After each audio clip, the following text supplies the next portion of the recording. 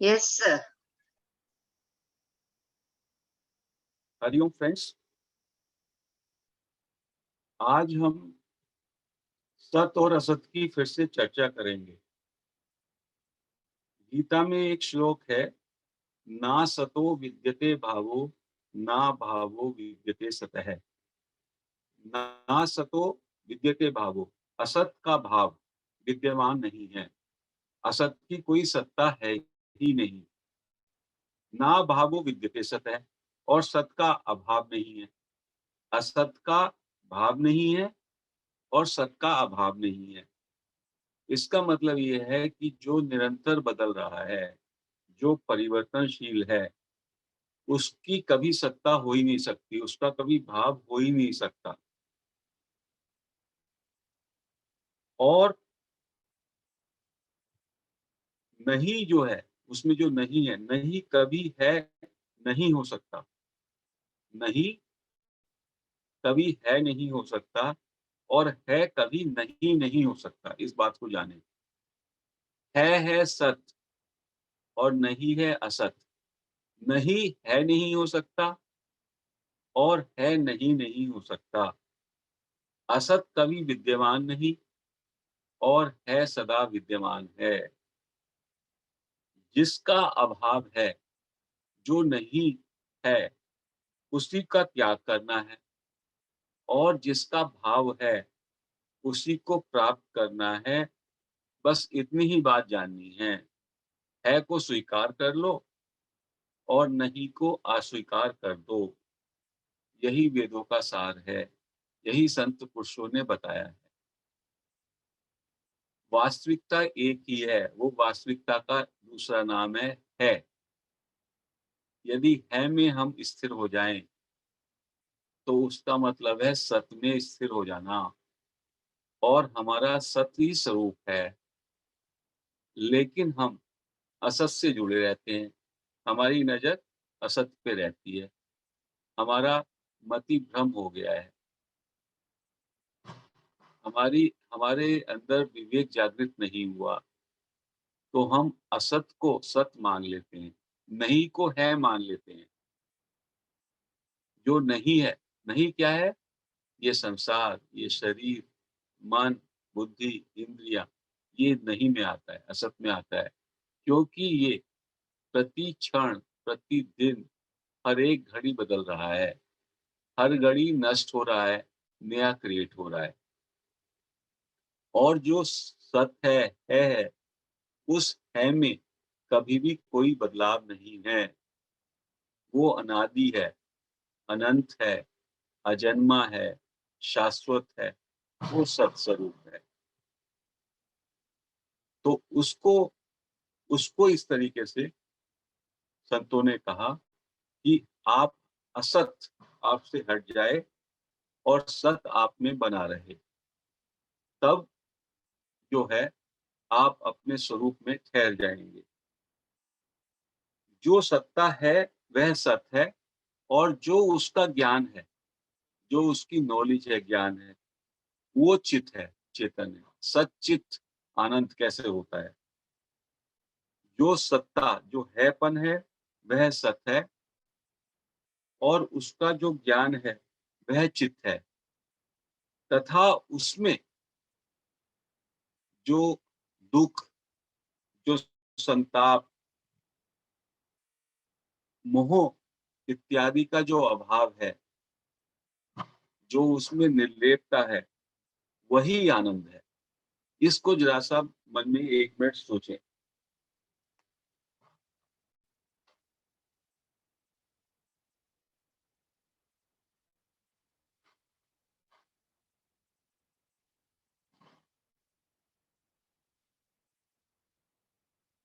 जो है वह है सत, और जो उसका ज्ञान है, वह है चित, चेतन।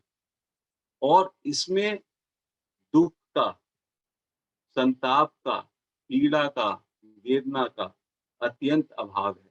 वह है आनंद। ये है सत चित आनंद, और हमारा यही स्वरूप है।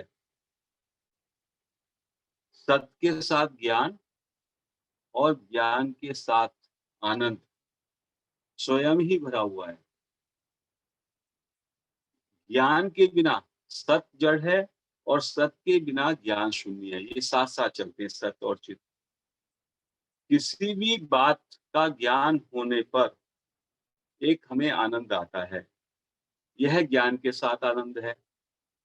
परमात्मा तत्व सत चित आनंद स्वरूप है और ये सच्चिदानंद स्वरूप सब जगह ज्यों का त्यों हमेशा से परिपूर्ण है। यदि हमारी बात इसमें समझ में आ जाए कि सारे का सारा जो निचोड़ है अपने स्वरूप का वो हैपन, होनापन, जिसमें ना कभी कोई कमी होती है, ना कभी वृद्धि होती है, ना कोई परिवर्तन होता है। वो है ज्यों का त्यों वैसा ही रहता है और उस है के प्रति ज्ञान, उस है के प्रति जागरूकता, वो चित है, चेतन है। और जहाँ पर ये सत्य चित जुड़ते हैं, वहाँ पे खुद ब खुद ही पूर्ण शांति, पूर्ण आनंद, दुःख का बिल्कुल अभाव, संताप का बिल्कुल अभाव हो जाता है। इसलिए इसको कहा सत्य चित आनंद। यही आत्मा का तत्व है, यही परमात्मा का तत्व है। साधक को क्या करना है? जिज्ञासु को क्या करना है? जिज्ञासु को करना है कि सत और चित की तरफ विशेष ध्यान रखे। मतलब हैपन में, हैपन की ओर उसकी नज़र लगी रहनी चाहिए। सत का स्वरूप क्या है? सत्ता मात्र। और चित का स्वरूप क्या है? ज्ञान मात्र। तो सत को कहा है, सत्ता होने के कारण ये उत्पत्ति का आधार है, सबस्ट्रेटम है। सारी उत्पत्ति का आधार, चीज़ें उत्पन्न हो रही हैं और नष्ट हो रही हैं। उन सब का जो सबस्ट्रेटम है, आधार है, यह सत है, सत्ता है। और प्रतीति का प्रकाशक उसको कहा है। प्रतीति का प्रकाशक जो हमें प्रतीत होता है, तो जो प्रतीत होता है उसमें किसी का प्रकाश होता है, वो ज्ञान है, वो चित है। जो भी कुछ हमें प्रतीत हो रहा है, ये संसार प्रतीत हो रहा है, शरीर प्रतीत हो रहा है, ये सब प्रतीति में जो प्रकाश है, वो उसी चित्त का है, उसी तत्व का है। तो ये सत्ता और ज्ञान को संयुक्त रूप से कहा गया चिन्मय सत्ता। मेरा स्वरूप, हर एक का स्वरूप चिन्मय सत्ता है। सुषुप्ति में अब आगे बताया कि जब हम गहरी नींद में सोते हैं, तो हमें क्या अनुभव होता है? मैं बड़े सुख से सोया, मतलब मैं था, ये सत्ता हो गई। जब मैं सुषुप्ति से उठूँगा, मैं गहरी नींद में बड़े सुख से सोया। तो सत्ता, हैपन मेरा नींद में भी रहा। जैसे ही मैं उठता हूँ, मुझे मालूम था, मैं उस समय भी था और मुझे कुछ भी ना पता था। ये मुझे एक अनुभव होता है जब मैं उठता हूँ, यह ज्ञान है। मैं सोया अपने होनेपन का सुषुप्ति के समय भी जैसे ही मैं सो के उठता हूँ, तो मुझे ये पता चलता है अपनी सत्ता का, मैं था, तो हैपन हो गया और मुझे कुछ भी नहीं पता था, ये भी मैं जानता हूँ, तो ये ज्ञान है कि सुषुप्ति में अपनी सत्ता और अहम के अभाव का, अहम क्या था? मैंपन का अभाव, मेरा ईगो, मेरा माइंड, ये सब इसका टोटली अभाव था, उसका भी मुझे ज्ञान रहता है। जब मैं उठता हूँ, तो उसको संतों ने और दूसरी तरीके से कैसे समझाया, जो ये प्रतीति की बात है, ज्ञान की बात है। आँख से हम सारी वस्तुएँ देखते हैं, दिखती हैं हमें, लेकिन आँख से आँख नहीं देख सकते। तो जिससे हमें सारा दृश्य दिखता है, जिससे हम सारी वस्तुएँ दिखती हैं, सारे पदार्थ देखते हैं, वो तो आँख है। लेकिन आँख से आँख को नहीं देख सकते। इसी तरीके से जिसको अहम के भाव और अभाव का ज्ञान होता है, अहम का भाव और अहम का अभाव, उसका ज्ञान, वही चिन्मय सत्ता है। इस बात को समझो। अहम का भाव कब है? अभी मैं बोल रहा हूँ, तो मेरा ईगो है। मैं कुछ दृश्य देख रहा हूँ। मैं अपने को आपसे अलग मान रहा हूँ। आई, यू एंड ही, ये जो विविधता है, सेंस ऑफ सेपरेशन है, तो ये है अहम का भाव। और जब मैं सो रहा था, तो मुझे ये भी ना पता था मैं था। वहाँ पे अहम का अभाव। तो अहम का भाव और अहम का अभाव, इसको जो जानता है, इसका जिसको ज्ञान होता है, वही मेरा स्वरूप है, वही चिन्मय सत्ता है। उस चिन्मय सत्ता के अभाव का कभी किसी को, उसका अभाव का ज्ञान कभी किसी को नहीं होता। कभी भी आप एक क्षण भी बता दें, जब आप ये कह सकते हैं कि मैं नहीं था या मैं नहीं हूँ, हूँ में है, आपका हैपन को आप कभी भी ना नकार पाएँगे। वो हमेशा, हमेशा ज्यों का त्यों आपका स्वरूप है। चित्त ही बुद्धि में ज्ञान रूप से आता है। अब आगे बात इसको समझिएगा। ये जो चित्त है, चित्त ये ही बुद्धि में प्रकाश देता है। चित्त ही ज्ञान, बुद्धि में ज्ञान रूप से आता है और भौतिक जगत में हमारी आँखों के सामने प्रकाश रूप से आता है। जो चित्त है, इसको समझिएगा। चित्त जो है, चित्त क्या है? बुद्धि में ज्ञान के रूप में अभिव्यक्त होता है। लिमिटेड वे में होता है, लेकिन होता है। हमारी बुद्धि जो है, उसके पीछे प्रकाश किसका है? चित्त का है। और ऐसे ही हमारी आँखों में, नेत्रों के सामने प्रकाश के रूप में आता है भौतिक जगत में। उस प्रकाश से नेत्रों के हम देखते हैं। बुद्धि में जानना और न जानना रहता है। बुद्धि क्या करती है? बुद्धि जानती भी है और किसी चीज़ को नहीं भी जानती। दोनों चीज़ें होती हैं बुद्धि में। और ऐसे ही आँखों में देखना और ना देखना, आँखों के सामने प्रकाश और अंधेरा दोनों रहते हैं। सारे जो संपूर्ण संसार है, संपूर्ण संसार की सारी की सारी स्थिति, सारी सृष्टि की स्थिति एक ही सत्ता के अंतर्गत है। सारा पढ़ना, सुनना, सीखना, समझना आदि एक ज्ञान के अंतर्गत है। सारा दृश्य, सारे पदार्थ, सारी ये सृष्टि, सारी ये कायनात, ये सब एक सत के अंदर है, एक सत्ता के अंतर्गत है।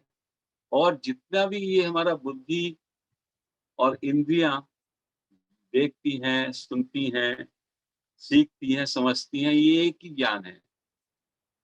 ये सत और चित सबके लिए प्रत्यक्ष हैं। सब उनको उनकी तरफ यदि नज़र लें, तो वो हमेशा-हमेशा सबसे जुड़ रहे हैं, या वास्तव में वही आधार है, वही प्रकाशक है। किसी से भी ना छिपे हुए हैं। और जो असत है, वो ठहरता नहीं, वो जड़ है, वो टिकता नहीं। तो इसलिए कहा, ना सतो विद्यते भावो, ना भावो विद्यते सतः। असत का भाव नहीं है और सत का भाव, सत का कभी भी अभाव नहीं है। सत और चित का अभाव कभी विद्यमान नहीं है, एवं असत और जड़ का भाव कभी विद्यमान नहीं है। सत और चित सबसे पहले भी हैं, सबसे बाद में भी हैं और अभी भी ज्यों के त्यों हैं। केवल साधक को अपनी दृष्टि, अपनी दृष्टि बाहर से हटाकर अंदर लेनी है, अंतर्मुखी होना है। और जैसे ही अंदर आपकी दृष्टि गई, तो आपको वो चिन्मय सत्ता, अपना निस्वरूप, उसका भान हो जाएगा, उसकी स्मृति हो जाएगी। काल जो है, काल की सत्ता, वो भी जो है उस सत में ही है। सारे की सारी जो काल की सत्ता है, वो भी उसी परमात्मा तत्व में। परमात्मा तत्व का क्या एक छोटा-सा नाम है, बस हैपन, होनापन। इसको यदि समझ लिया, तो गुरुओं ने कहा, संतों ने कहा, सब कुछ समझ लिया। ये है, आई एम में संत कहते हैं मैं हूँ, इसमें मैं तो है अहंकार, और हूँ जो है, इसमें वो सत स्वरूप है, हूँ में है होनापन। तो आई एम में इजनेस जो है, वो सत और चित है। और जो मैं, यदि मैं पे आप बल डालते हैं, तो आप सेंस ऑफ सेपरेशन, ईगो और अहंकार पे चले जाते हैं। ये ही चित्त जड़ ग्रंथि है। आई एम में से यदि एमनेस पे, इजनेस पे ठहर सकें, तो वो सदा सर्वदा वैसे का वैसा ही रहने वाला है। वही सबका आधार है, वही शब्द का प्रकाशक है। उसके प्रकाश से ही ये संसार सारे का सारा प्रतीत होता है। ये है नहीं, दिस इज एपरेंट रियलिटी। और उसको आधार क्या है उसका? आधार है ये हैपन, होनापन। जैसे कि सिनेमा का स्क्रीन और सिनेमा का करंट। स्क्रीन में करंट ऑटो है, दोनों एक ही चीज़ है। यदि स्क्रीन ही आधार है और स्क्रीन ही प्रकाशक है, और उसके ऊपर जो भी दृश्य हैं वो मात्र प्रतीति हैं। तो यदि स्क्रीन स्वयं, हम स्वयं स्क्रीन हैं, अपने स्वरूप में हम स्क्रीन हैं, लेकिन हमारा ध्यान केवल मूवी में इतना अधिक मोह के कारण, अज्ञान के कारण, हमने उस चलचित्र को जो चलता हुआ है, जो परिवर्तनशील है, उसको के साथ अपने को आइडेंटिफ़ाई कर लिया। और जो मेरा परमानेंट, अपरिवर्तनशील सच्च स्वरूप है, जो कि हमेशा है, उसको मैं, उसकी विस्मृति हो गई। तो केवल स्मृति आनी है। उस स्मृति के लिए साधनों की जड़ता में यदि ज़्यादा आपको मोह हो गया, तो वो भी काम ना आएगा। आपको सब में ज़्यादा स्ट्रॉन्गली उसमें 2 ही काम करेंगे। एक तो सेल्फ इंक्वायरी से आप अंतर्मुखी हों, और उसके बाद आप चुप साधन में, साइलेंस में जाने की कोशिश करें। क्योंकि है का एहसास द्वैत में नहीं हो सकता। है के एहसास में केवल परम विराम, जब आप विराम में होते हैं, तो आप हैपन में होते हैं। जब 2 श्वासों के गैप में होते हैं, तब भी वो विराम आता है, जिसमें आप हैपन पे होते हैं। 2 विचारों के बीच में जो विराम होता है, उसमें भी हैपन में होते हैं। हैपन में बस बने रहें। हैपन में ईगो नहीं होता, मन नहीं होता, द्वैत नहीं होता। आप अपने वास्तविक स्वरूप में होते हैं। तो ऐसा संतों ने कहा। इसी बात को सेल्फ इंक्वायरी के ज़रिए जब धीमे-धीमे आप आई पे ठहरने लगेंगे, और आई आपका मर्ज होने लगेगा, आई आपका वैनिश होने लगेगा, तब आप उस हैपन में ही विराजेंगे। निसर्गदत्त महाराज के आई एम पे कहते-कहते आई एम पे, उसमें से भी ईगो डिमिनिश हो जाएगा, और आप उस इज़नेस पे स्वयं ही, क्योंकि वो आपका स्वरूप है, वो एक विस्मृति हुई है, उसकी स्मृति आ जाए। अपने स्वरूप की तरफ आपको एकदम स्मृति हो जाएगी, बोध हो जाएगा। ऐसा जो सिद्ध संत हुए हैं, उनका कहना है। इस चर्चा को आज हम यहीं पे समाप्त करते हैं। 5-10 मिनट कुछ क्वेश्चन आंसर कर सकते हैं।